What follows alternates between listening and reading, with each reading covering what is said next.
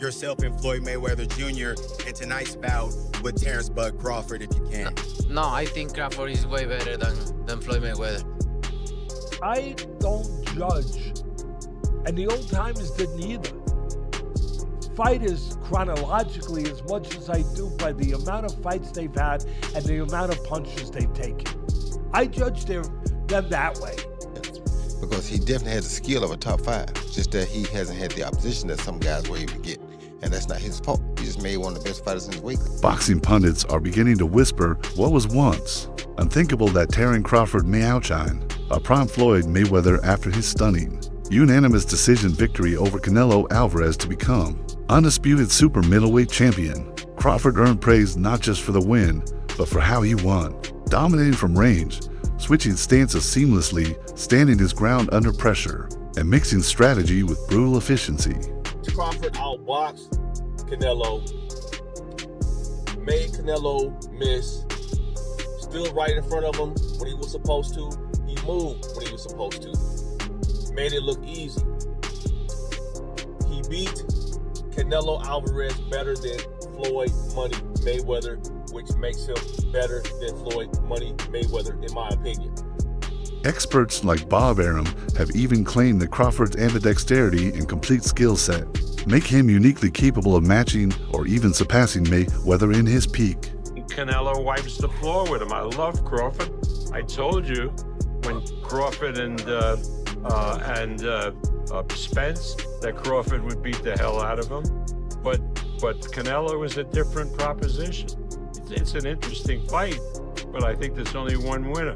What fight Why do you feel he wipes the floor with him? What? Is it because of the weight difference? Because Canelo is used to fighting at a particular level, and and I don't think that Terence can hurt Canelo, but Canelo can hurt Terence. Do you think the welterweight Boots Ennis would stand a chance against Crawford? Or? I have no idea, but I know that Boots Ennis is a tremendous fighter and a great talent. Whether he'd stand a chance with Crawford, I don't really know, because at 147, Crawford is, I think, unbeatable. The debate over who's greater, Floyd or Terence Crawford, was reignited when Canelo Alvarez, who has fought both men, declared that he believes Crawford is superior. Canelo's remarks came after Crawford defeated him by unanimous decision in 2025 to become the undisputed super middleweight champion. He pointed to Crawford's adaptability, intelligence in the ring, ability to switch guards, and defensive skill as evidence that Crawford outclasses Mayweather. And he say he might be better than Mayweather. I can see it, because Crawford got a little bit of Mayweather in him, but he got the offense going on. It's not like all defense, blocking everything, points, you know? Crawford can actually hurt you. He's actually a fighter. He'll fight you. You know, he'll box you, but he'll fight you too. He ain't no joke.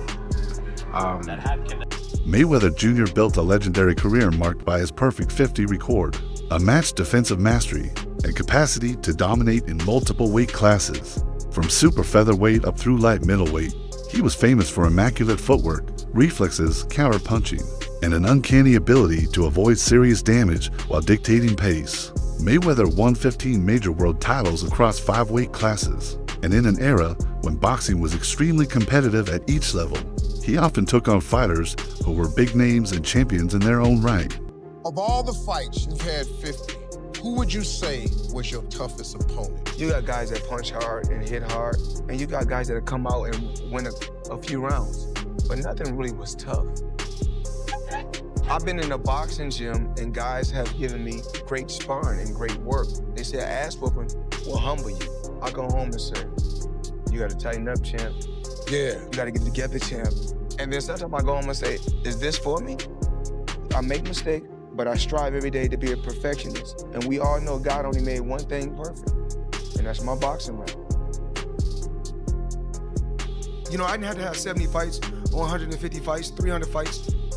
Did I not beat the most world champions? Yes, you did. Okay. And in the least amount of fights? Yes, you did. Who got the highest gate? Floyd Mayweather. Who made the most money?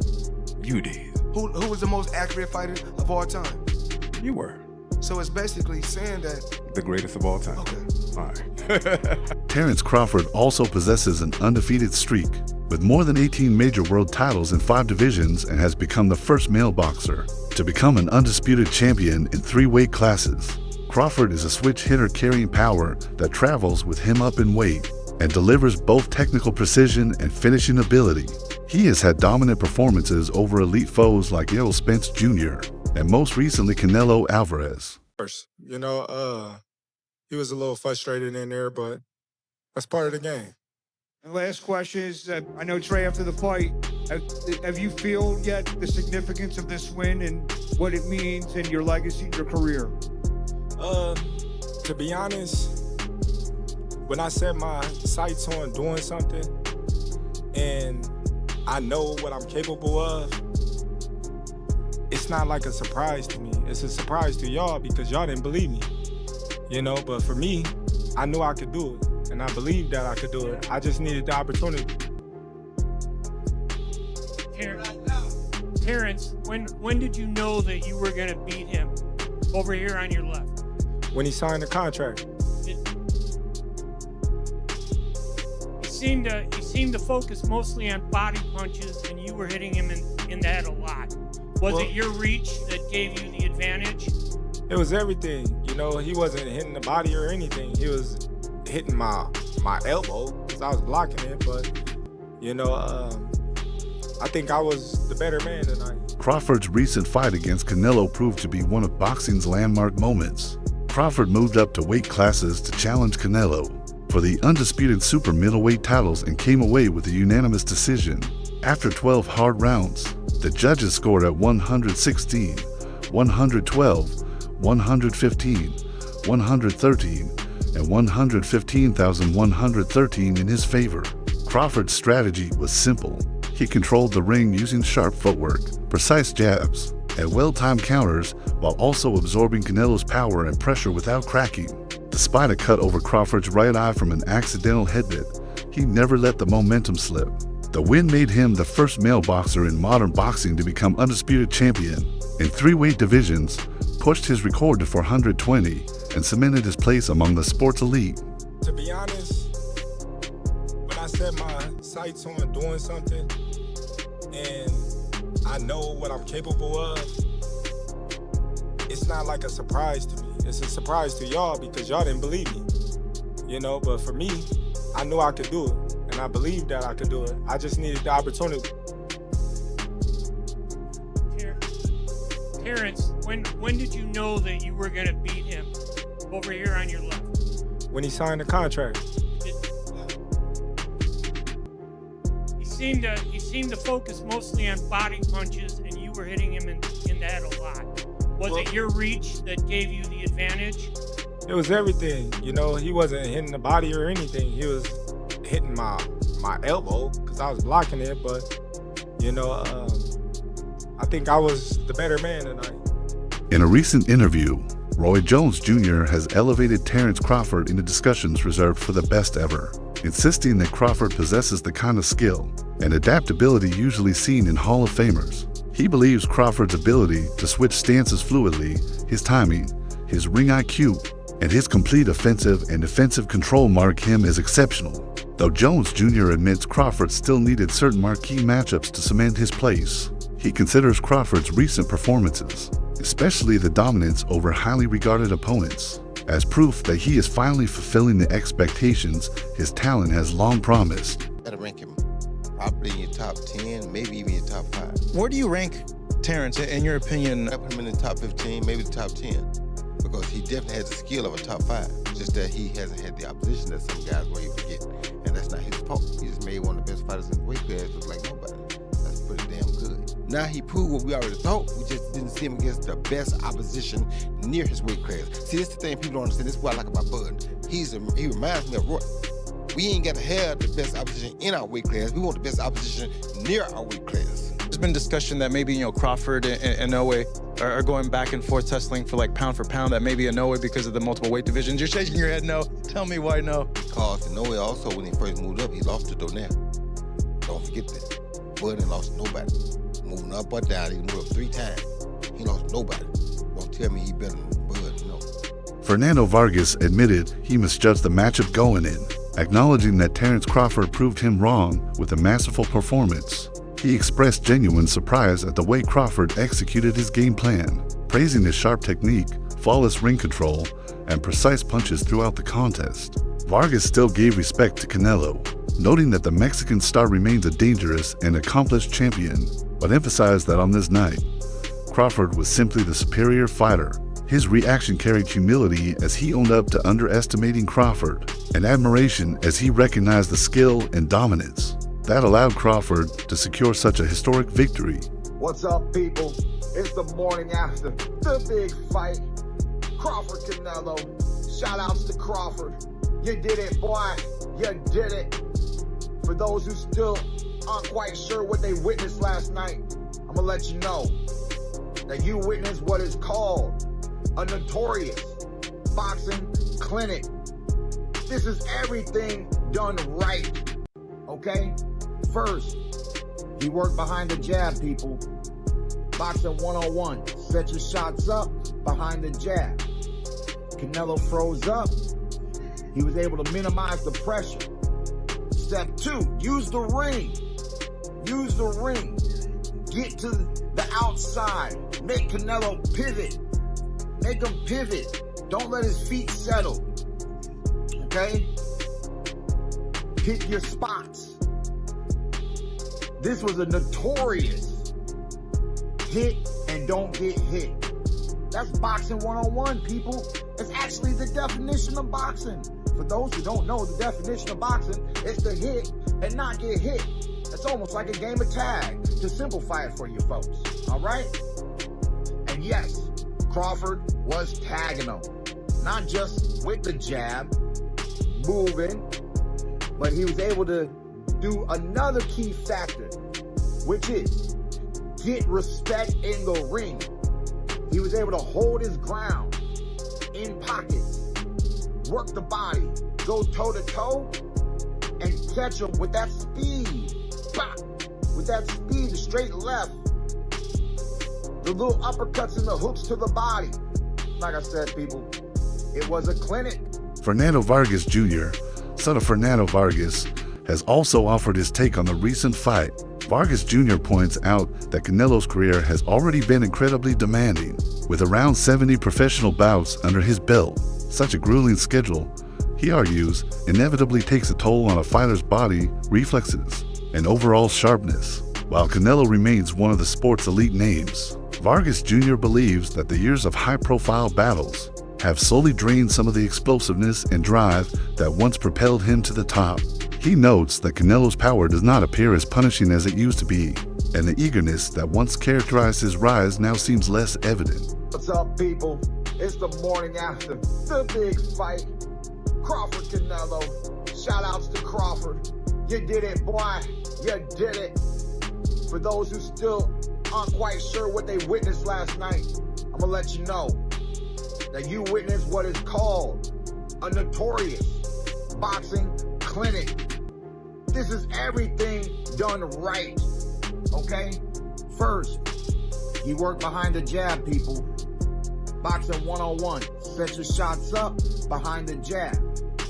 Canelo froze up. He was able to minimize the pressure.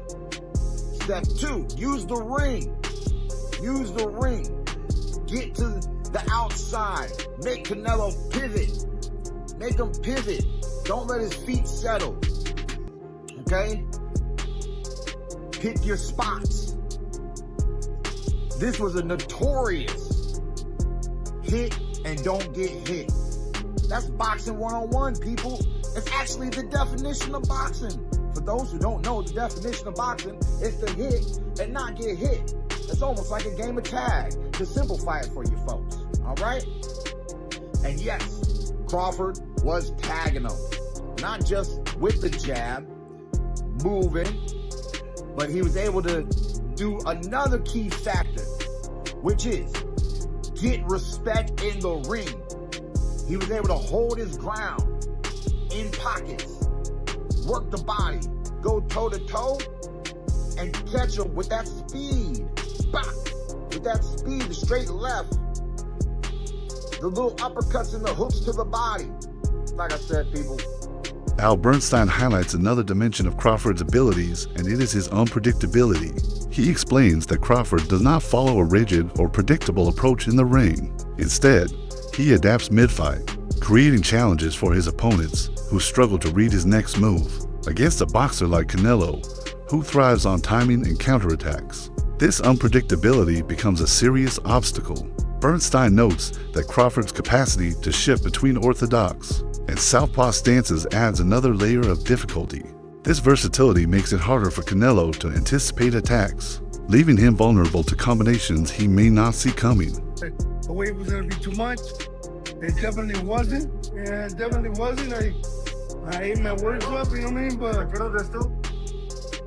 ¿Vos otra foto? Hace como 2 años. Actually, I was thinking. Good. I was like, oh, that's great. I have a One right there. That is all. I'll give you a basket. All right, Carlos. He's us. Yeah.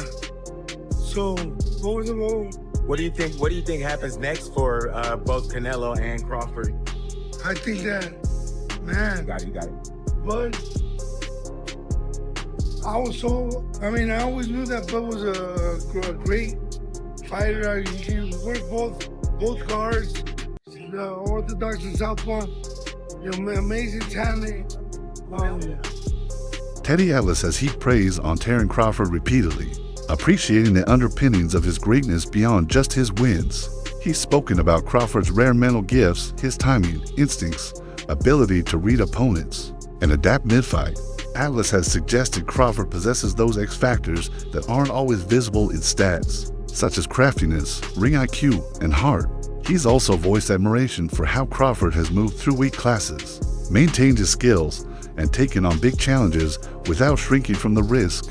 Throughout, Atlas insists Crawford is special, a fighter with tools and mentality few have, worthy of being counted among the best in the sport. I'm guessing, because that's a big part of how he's won, and everybody feels that and rightfully so, that the way he's figured out, he's constantly changing from lefty to righty. He's a person that alters his attack. Sometimes he's a boxer, sometimes he's walking people down. Canelo's style is more the same in most fights. He is a counterpuncher who's waiting for you to make your move so he can counterpunch you. Then when he has you in trouble, he's willing to move forward. His attack is a pretty straightforward one. On the face of it, you might say Crawford, but I think the thing about Canelo Alvarez is that he has seen every style that you... Jeff Mayweather, uncle of Floyd Mayweather Jr., recently weighed in on Canelo Alvarez's claim that Terence Crawford is better than Floyd. He suggested that Canelo's praise of Crawford could be strategic, a way to elevate the perceived value of his opponent heading into their fight. Jeff acknowledged that Crawford might be skilled, possibly matching Floyd in intelligence. Yet, he contested the view that Crawford has surpassed Floyd's defensive greatness. He also implied that such comparisons often come from fighters wanting to frame their victories over someone seen as better in order to enhance their own legacy. Jeff expressed respect for both fighters, but made clear he believes Floyd's track record still stands apart. This is the eye test. Everyone he's been in there, he's won convincingly. I know with the Match for More fight, people want him to win big. It was his first time stepping up in weight to 154, and it was a guy with 300 amateur fights. Only had 10 pro fights, but he had 300 amateur fights, with the best international fighters in the world. And he had a very deliberate style, a very distinct style, a very awkward style in its own way. So people don't look at that. They don't look at the things, obviously, that I'm looking at, being a trainer, being in the business of boxing my whole life, 50 years. Roy Jones Jr. suggested Terence Crawford might consider retiring after his monumental victory over Canelo Alvarez. Jones Jr. said that few fighters could match what Crawford has just achieved, implying there may be little left to prove. He praised Crawford's performance, particularly highlighting how moving up weight classes, facing a fighter of Canelo's caliber, and winning an undisputed title in a third division all underscore a career peak. While many expected Crawford to continue fighting, Roy's remarks stirred debate among fans and analysts about whether Bud should go out on top after this landmark moment. We got, Crawford, Do you think he stays there at 168? Does he go down to 160 and try to get another weight class? Yeah, I'll start with him first. Oh, what's his next move? He said he doesn't want to rematch with Canelo, but I think that'd be on the table. That's going to be a ton of money, obviously. I think that the Canelo fight may be so big that it's a fight that he is going to actually probably say yes to. I mean, he has to feel comfortable he can win again. It's not like he got a lucky in a one-punch knockout. He won that fight. Yeah, he won the fight, so I mean, I don't see him winning. There's no reason for him to be scared. And I think that that might be the fight that he'll take out of all the offers that's out there, because now he's at 68. He don't want to go backwards and go down in weight classes and things like